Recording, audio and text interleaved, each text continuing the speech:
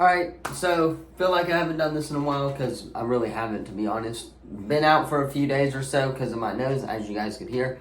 Still a little bit runny. However, we're back full throttle in business with videos every single day. We took yesterday off because obviously it's Christmas. However, what is up, everybody? Welcome back to the Sports Lovers. In today's video, it's Tuesday. You know what we do on Tuesday, NFL reaction. So, gonna get this intro out the way. Let's go ahead and hop into some NFL reactions. Really quickly, though, want to give an update on Auburn recruiting, number one, and a big announcement coming to you towards the end of this video, so stick around towards the end of the video. However, Auburn recruiting yesterday on Twitter. If you guys don't follow the Sports Lovers on Twitter, go follow them at the Sports Lovers 1517 on Twitter. I tweeted at KJ Lacey and at Ryan Williams are both flipping soon to Auburn, and both of them liked my tweet as well. So that's a very good indicator that both of them are coming to Auburn within the next year or two. So regardless, great news for Auburn recruiting. Let's go ahead, hop into some NFL weekly reactions, and then get to the big announcement at the end of the video. Alright, so of course we start out with the Thursday night game. That is the Saints taking on the Rams. As you can see, the Saints almost did come back there towards the end of the game. Derek Carr was 27 of 40. He struggled a lot in that first half. 13 of 319 yards, 3 touchdowns, and 1 pick. Kamara led the game in rushing with 20 yards for 9 carries as well. And then Chris Olave led the game in receiving in his return from injury. Matthew Stafford, on the other hand, 24 of 34, 328 yards, 2 touchdowns. Kareem Williams also had a touchdown. And, of course, Puka Nacua led receiving as well. Take a look at kicking as well. Blake Grupe had 2 of those points for the Saints. But for the Rams, Lucas Harvick had 12 points. Half of that came, so if he would have made those field goals, they wouldn't have won the game, shown right there. However, it was an all-out game. The Rams got the job done against the Saints, who almost started to come back. Moving on, we got the Bengals taking on the Steelers, and Jake Browning struggled. He threw 3 picks, 1 touchdown, 28 for 42, 335 yards. The 1 touchdown was to T. Higgins, of course. 140 yards, led the team in receiving. Taking a look at the Steelers side of things, though, Mason Rudolph kind of struggled as well. He was 20, 27, 17 of 27, that matter. 290 yards, 2 touchdowns on the day, and 0 picks. Najee Harris and Calvin Austin both having rushing touchdowns, and then George Pickens leading the team in receptions for 195 yards and 2 touchdowns on the day as well. And then 10 of those points, of course, came from Chris Boswell on the kicking side of things. So overall, Bengals struggled, and their playoffs hopes comes down to next week.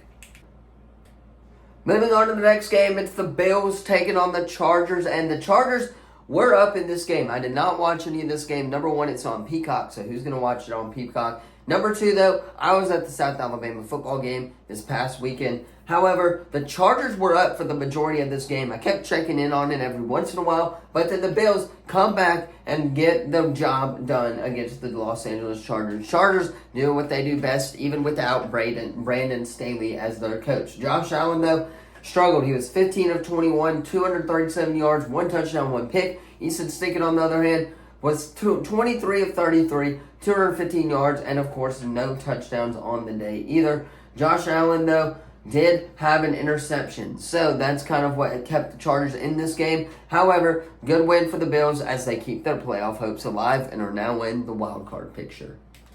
Moving on to the first Sunday game, or at least the first game that finished up, I believe it was the Jets hosting the Washington Commanders and getting the win against the Washington Commanders. Sam Howell got benched, and I was shocked because I picked the Washington Commanders to go into New York and kick their butts. However, that did not happen, and Sam Howell got benched for Jacoby Brissett as well. Trevor Siemian, though, was on point, 27 of 49, 217 yards, 1 touchdown, 1 pick. Breece Hall had 2 touchdowns on the day as well, and then also Jake Browning, and then, of course, Quincy Williams having an interception on the day for the Jets defense as well. Jacoby Brissett came in. He was 10 for 13, 100 yards. That's kind of why they lost this game. But overall, the Jets get an upset win against the Washington Commanders, who I think are eliminated.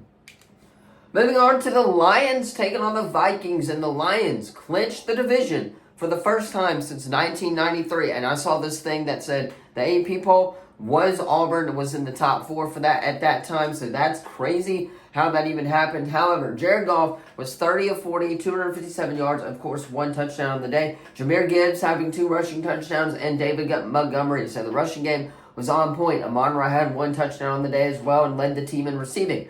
Moving on to Nick Mullins, though, 22 of 36, 411 yards, 2 touchdowns, and 4 interceptions. I actually did watch the end of this game because they went into bonus coverage on Fox. So I got to see that interception by whoever it was for the Lions defense to seal the game. Nick Mullins, that was a terrible pass, by the way. I don't understand what you were thinking. However, the Lions, congratulations. Go celebrate your playoff hopes as they continue to come. Moving on, you got the Browns and the Texans. Man, I really don't want to talk about this game, but I guess we'll go ahead and get it out of the way. Joe Flacco, 27 of 42, 369 yards, 3 touchdowns, and of course 2 interceptions on the day. This was an interception game. Davis Mills came in for Case Keenum, who got benched eventually, and that's why they kind of kept it close there towards the end. But they actually flipped this game off and switched it to the Titans and Seahawks game, which by far was the much better game. However, Davis Mills was 15 of 32, 149 yards, of course, 2 touchdowns on the day as well. Case Keenum throwing 2 interceptions as well. However, Browns get the win just like everyone expected them to. Moving on, you got the Packers beating the Panthers narrowly. And honestly, this game would have gone into overtime had they given us an extra second back on the clock. We did not spike it in time. That's how we lost this game. However, Jordan Love, though, struggled offensively. He was 17 of 28, 219 yards, of course, the 2 touchdowns, but completion percentage, not that great of a day for him. Aaron Jones led the team in rushing. He was 21 of 127 yards. And then, of course, A.J. Dillon and Jordan Love both rushed for a touchdown as well. Taking a look at receiving, Romeo Dobbs was 1 touchdown. And then, of course, Wicks also caught 1 touchdown on the day as well. Defense for the Packers played good majority of the first half. But the second half is where Bryce Young came alive. He was 23, 36, 312 yards, and 2 touchdowns. Chuba Hubbard rushing for a touchdown. And Aaron Smith-Marset on the trick play got the touchdown, which honestly kickstarted this team to believing that they were going to win this game. And they almost did had we had an extra second on the clock. DJ Chark, where's this DJ Chark been all year? He caught 2 touchdowns, latest of the team in receiving, 6 receptions for 98 yards. That's what you want. You don't want an old Adam Thielen leading your team in receiving. DJ Chark needs to keep doing that every week. However, though, Panthers almost spoil the Packers' playoffs hope, but they narrowly escape. Moving on to the next game, that's the Seahawks taking on the Titans. This was a really, really good game. Geno Smith leading the game-winning drive for the Seattle Seahawks in his return as they get, back-to-back wins in 2 weeks. So congratulations, Seahawks. Playoff chances go skyrocket from here. Hopefully, you can make the playoffs. But Geno Smith was 25 of 36, 227 yards, and 2 touchdowns on the day as well. Kenneth Walker led the team in rushing with 54 yards. And then, of course, Tyler Lockett, DK Metcalf, and, of course, Colby Parkinson, both of them catching 1 touchdown on the day as well. Taking a look at the Titans side of things, Ryan Tannehill did kind of struggle, 18 of 26, 152 yards, 0 touchdowns, 0 picks. Derrick Henry threw a touchdown on that trick play. That was really cool to see. And then, of course, Derrick Henry rushed. And then Okonwu also catching 1 touchdown on the day as well. However, Seahawks fans, you hold on to a very, very slim chance of you making the playoffs. Moving on, really nothing to highlight for these next 2 games because it's the Falcons blowing out the Colts. Congratulations, Falcons, as you guys hold on to your slim playoff hopes that you might win this division and get into the playoffs. But the Bucs and the Jags. One thing I want to mention, T-Law should not have been playing that game. We knew he was hurt going into this game. We knew there was a possibility he would get hurt again, and that's what he did against the Tampa Bay defense, who has been pretty good, pretty consistent all game long. So if you just got to the quarterback there, you would have been fine, and that's what they did. So the Jaguars made the dumb decision to play T-Law, and it shows right here in this game. However, the Bucs and the Falcons both get wins against the AFC South. All right, moving on, you got the Cowboys and the Dolphins. I don't even know where to start with this team, to be honest. Dak Prescott, 20 of 32, 253 yards, and 2 touchdowns, 0 interceptions. Still putting up MVP numbers. However, you still haven't won on the road yet, and the road woes are real. CeeDee Lamb catching a touchdown on the day leading the team in receiving 6 receptions for 118 yards. I actually got me a CeeDee Lamb jersey for Christmas. That we may debut tomorrow during our NFL picks, so stick around tomorrow for that if you guys have started watching this video altogether. However, though, that's pretty much all the offense that the Cowboys had. I believe kicking had a big game. Brandon Aubrey had 8 of those points as well, so congratulations to that. Otherwise, let's take a look at the Dolphins side of things. Tua, 24 of 37, 239 yards, 1 touchdown, 0 interceptions on the day. Raheem Mostert, 11 for 46, led the team in rushing. Tyreek Hill didn't catch a touchdown either. And I think Jalen Waddle, not Devontae Smith, my fault on that, different Alabama receivers. But Devontae Smith may go down with an injury, and I believe he's out for the rest of the year, which is crazy. I feel really bad for him. But Jason Sanders, if it wasn't for the kicker, these Dolphins would not have won this game. We would have won this game if it wasn't for the Dolphins kicker. But he had 15 or 16 of those points, and they got the job done against the Cowboys and finally get a win against a really, really good Super Bowl contender. However, Cowboys, you got some work to do on the road, man. I don't even know what to say, but Mike McCarthy, hopefully, I think we're at home for these next couple of games, these last 2 games. But we may be on the road for the Commanders. We'll have to wait and see on that. But I still think the Dallas Cowboys will win these next 2 games. However, let's move on to the next game. Sorry for the rant. Moving on, you got the Cardinals at the Bears. Honestly, guys, the Cardinals starting to wake up offensively. They scored 15 or 16 of those points and only held the Bears to a minimum amount of points during this game. However, Kyler Murray, 24 of 38, 230 yards, and of course 2 touchdowns on the day. You give Kyler Murray some weapons, I think the Cardinals are going to be really good from years to come. So the Cardinals are going to hope to draft Marvin Harrison Jr. in this coming draft. However, I don't think it's going to happen. He's going to go to the team they just played. But James Conner led the team in rushing. Of course, James Conner also caught a receiving touchdown. Greg Dortch also catching a receiving touchdown on the day as well. So there it is for you right there. Justin Fields, though, was 15 of 27, 170 yards, 1 touchdown, 1 interception. Khalil Herbert did rush for a touchdown. He was the leading rusher on the day. And then Justin Fields also rushing for a touchdown as well. DJ Moore kind of struggled a little bit during this game, but Cole Kmet came up big. 4 receptions for 107 yards on the day as well. And then, of course, kicking. 9 of those points came from kicking. Kickers getting it done in the National Football League. But the Bears and the Cardinals both eliminated from the playoffs. Honestly, can't wait to see the Cardinals next year. Moving on, you got the Sunday night game, and this one was on NFL Network because NBC was kind of doing a Christmas special, I believe. But it was a really good game regardless. The Broncos almost coming back in this game. I watched pretty much start to finish of this game on Christmas Eve. I think I took a little bit of a break during halftime and the start of the second quarter, or third quarter or whatever. But Bailey Zappi was him. He was 25 of 33, 300 yards almost, and then 2 touchdowns on the day as well. Ezekiel Elliott kind of struggled with the rushing, but he caught a touchdown to make up for it, and Mike Gesicki also caught 1 touchdown on the day as well.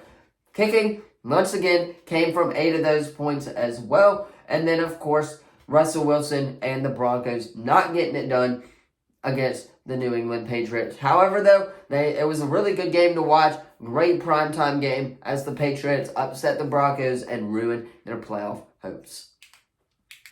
Moving on to Christmas Day, yesterday's games. We had 3 games yesterday, so let's go ahead and start talking about them. First one, the Las Vegas Raiders and the Kansas City Chiefs. Really quickly, though, I know Mahomes has been kind of a B word to the officials and to how he's played in the NFL this weekend. However, though, that game was not his fault. They really should have won that game if his receivers could have caught the ball, and they did not. They got to learn how to catch the ball, and that's been happening all year, and it showed against the Las Vegas Raiders. However, Aiden O'Connell was 9 of 21 for 62 yards, and yet they still find a way to beat the Kansas City Chiefs. I don't even know how that happened, to be honest. I was watching it, but I also wasn't watching it, you know what I'm saying?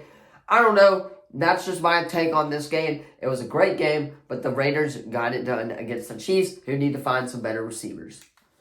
All right, moving on to the next game. The Giants almost beating the Philadelphia Eagles. It was a very close game. I believe it was like an 8-point game or something like that towards the end. However, taking a look, Tommy DeVito getting benched for Tyrod Taylor. Not a good sign. 9 of 16 for 55 yards before he got benched. And then, of course, Tyrod Taylor struggled with 7 of 16, 133 yards, 1 touchdown, and 1 interception on the day. Saquon also had a rushing touchdown, which is what kept them in this game. However, Taking a look at Jalen Hurts, 24 of 38, 301 yards, 1 touchdown, 1 pick. DeAndre Swift had a rushing touchdown. Jalen Hurts did the little tush push and got a rushing touchdown on the day as well. Devontae Smith catching a touchdown receiving-wise in that first half as well. So great game overall from the Eagles as they now have a full game in the NFC East and look to be the NFC East champs.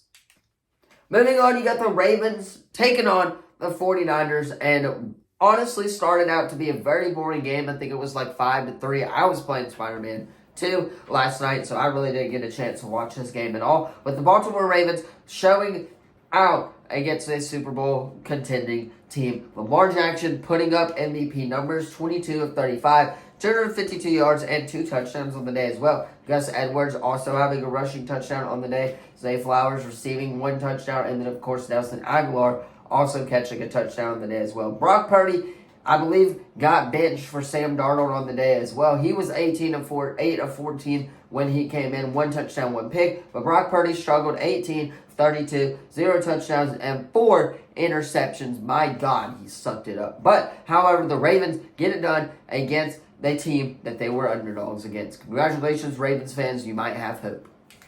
Alright, that's going to be all for today's video. Really quickly, though, want to announce something big. I will be interviewing one of the Auburn commits from this 2024 class. If you guys are into that, hit that sub button. It's going to come sometime this week. I just got to connect with him and hopefully see what he is available for on the day as well. So, towards the end of the week, you guys may be getting that video, or start of next week, we may have that pre-recorded for Monday. However, this is where I'm going to end the video. Thank you all so much for watching. Let me know what you thought of the video in the comments down below. Don't forget to like, subscribe, turn that bell on. We do our best to post on this channel every single day. Let me know how your Christmas was in the comments. All of that good stuff as well. Thank you all so much for watching. I will see you guys in the next one. Peace.